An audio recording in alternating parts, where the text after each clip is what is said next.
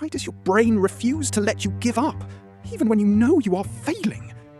In late 1973, a senior British official named Sir Leo Pliatzky stared at a document demanding £50 million. If he signed it, he would bankrupt his nation's future. If he refused, a secret legal trap would trigger a £140 million penalty. His brain screamed at him to keep running toward the cliff. Here is why you do the exact same thing. You think you control your choices, but evolutionary glitches actively hijack your mind. When Sir Leo Pliatzky sat in his cold London office to audit the Anglo-French supersonic transport project, he believed he was making a purely logical decision. He was a master of spreadsheets. Yet he was fighting his own biology. Neuroscience reveals that when we face financial loss or failure, our brains do not process it as a simple math error. Instead, the anxiety of losing activates the deep emotional networks of our primitive emotional centers, the insula and the amygdala. These are the primitive regions responsible for physical disgust, gut-level conflict, and the literal pain of paying. A 2024 Oxford University study using fMRI scans, special brain imaging, proved that our front decision-making area behind the forehead, the ventromedial prefrontal cortex, drives our goal commitment. When you invest time, money, or sweat into a failing project, this area lights up like a flare. It locks your focus. In 2026, Stanford researchers discovered that dopamine, a chemical that makes us feel rewarded, release links physical effort to how much your brain values a reward. The harder you work on a mistake, the more your brain falls in love with it. Leo was sitting in a quiet room, unaware that his own nervous system was actively setting a trap. Therefore, Leo attempted to bypass his emotional biology by analysing the hard data of the £50 million funding request. He coordinated his efforts across the English Channel with Jean-Claude, a French representative trying to balance his own nation's leaking ledgers. Together, they mapped the soaring deficits of the supersonic dream. Every calculation screamed that the aircraft was a financial black hole. But the intense political pressure from their governments acted as a physical weight. The British cabinet was terrified of looking weak. They insisted that completing the half-built aluminum shells was politically superior to admitting a costly failure. To fund this obsession, the Treasury locked down its remaining reserves. This decision starved vital, practical civil aviation programs of essential funding. Leo thought he could manage the bleeding, but his tactical calculations were instantly shattered by a massive external shockwave. But the global economy suddenly fractured.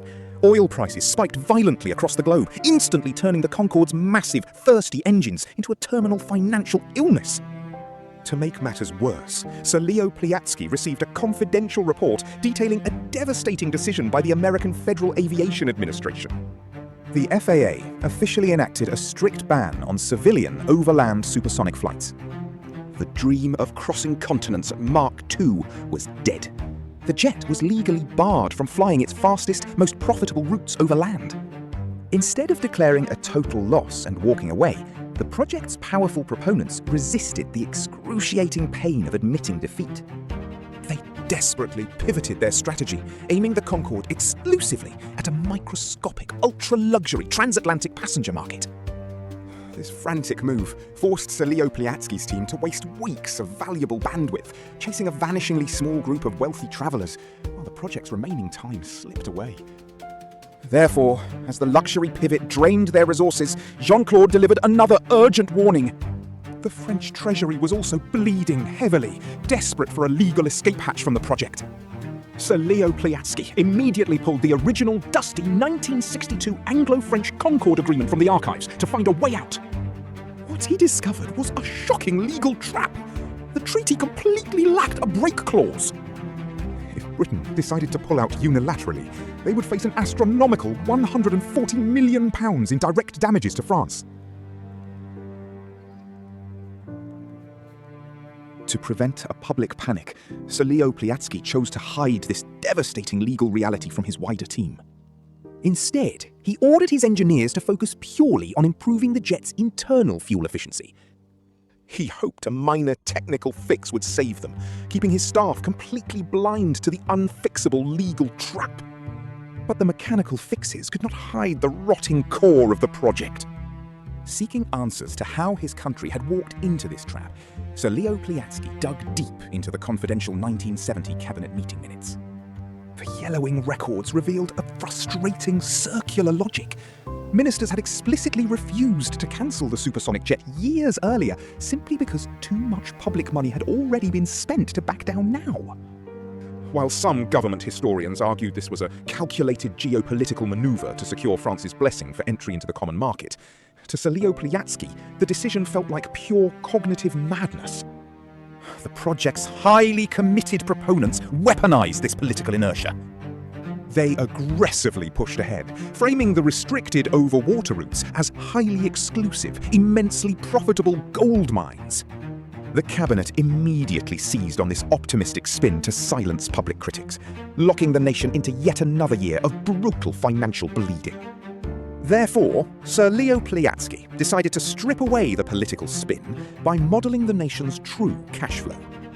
He mathematically proved that every single pound spent on Concorde was actively starving the United Kingdom's emerging computer and high-tech infrastructure sectors. He took this damning data directly to the Chancellor of the Exchequer, expecting a rational course correction. But the response was chillingly cold. The Secretary revealed that continuing the project was merely a political shield to protect national prestige. Sir Leo Pliatzky's role as a financial analyst had become purely ceremonial, a paper-thin mask to hide a predetermined political disaster. His mathematical proof was shelved, treated as an annoying distraction, rather than an economic lifeline. This administrative wall forced Sir Leo Pliatzky to look for alternative ways to break the cycle of self-destruction before the remaining treasury reserves completely vanished.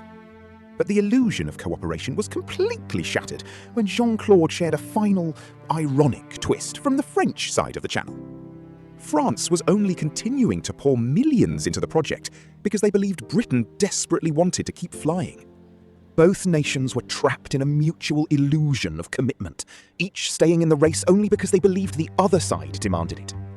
To shatter this mirror game, Sir Leo Pliatzky compiled an unvarnished projection of the project's lifetime losses.